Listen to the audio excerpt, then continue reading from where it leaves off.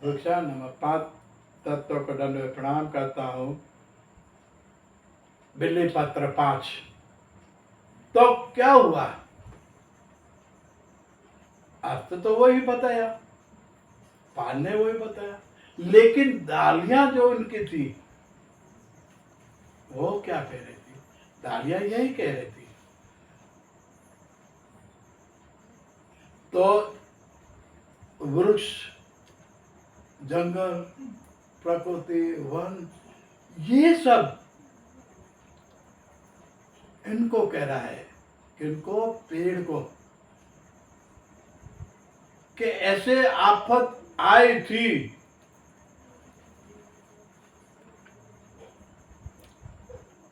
पेड़ के ऊपर जब आफत आई थी तो ये एक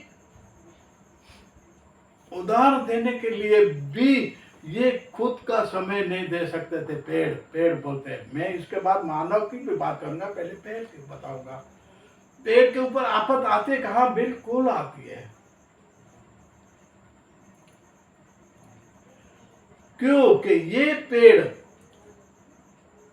हरा भरा पूरा खेत होगा, कि पूरा ये हरी भरी जमीन होगी, कि हरे भरे ये होंगे, तो इनके अंदर तीड़ आता है। तीड़ आता ना, वो किलोमीटर की तरह पथरा हुआ था, बड़ा झुंड में आता है, बड़े बड़े होते हैं इनके, 1-1 किलोमीटर तक वो तीड़ जब जहां पे जाता था वहां पूरे पत्तियां साफ कर देते थे, पूरे पत्तियां साफ कर देते। जीवन के अंदर ऐसे होता है तो ये पूरा पत्तियां साफ कर देते हैं। तो इसके बाद भी क्या होता था? पत्तियां के बाद थाल, ये इनका भी नुकसान देते थे। कहा उनका भी नुकसान देने वाले आते। फिर बैक्टीरिया, जीवा जंतु, ऐसे ऊपर से लेकर थड़ से लेकर मूल तक, जड़ तक भी उनका बैक्टीरिया, जीवा जंतु जो लगते थे उनको भी खाकर पूरा पेड़ को सुखा देते थे। ये आई आफत किस पे? पेड़ पे। इसी तरह इनके लिए कुछ अच्छी दवाएं, अच्छी ये देते, वो किसान देते हैं दवा दे, लेकिन पूरी जंगल के अंदर भी हर एक जीव अपनी सृष्टि के अनुसार जीता है, रहता है, खाता है, पीता है। लेकिन सर्वशक्ति, एक महान शक्ति ऐसी है, सोचने जैसी बात है कि महान शक्ति इतनी बड़ी है,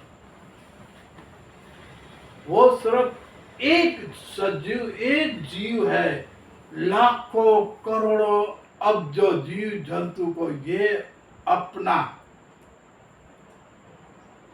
एक जीवन से अनेक को सुख दिया है।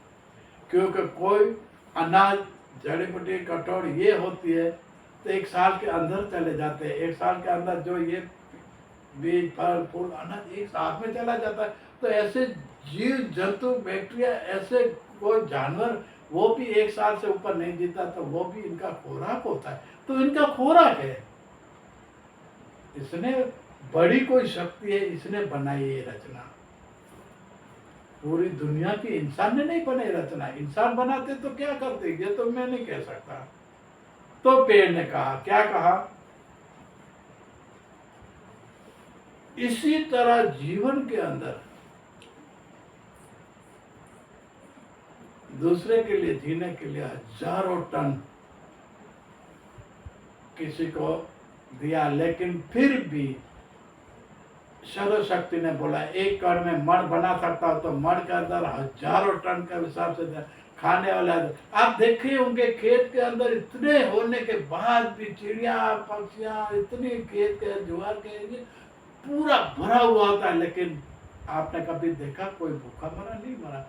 क्योंकि जितना दाना है इतना पक्षी आपको दिखने में आएगा। छोटे चकली से लेकर हर एक पक्षी उसके अंदर, खेत के अंदर दिखने में, हरियाली दिखने में आएगी। तो कहने का ये कुदरती बख्श है। तो ये पत्ते से लेकर मूल तक सूख जाते हैं। हाँ, ऐसे होता है, लेकिन फिर भी मनुष्य में ऐसे होता है। हाँ, मनुष्य में अभी पत्ती, इनका जो पत्ती है मनुष्य की मैं बाद में एपिसोड में बताऊंगा।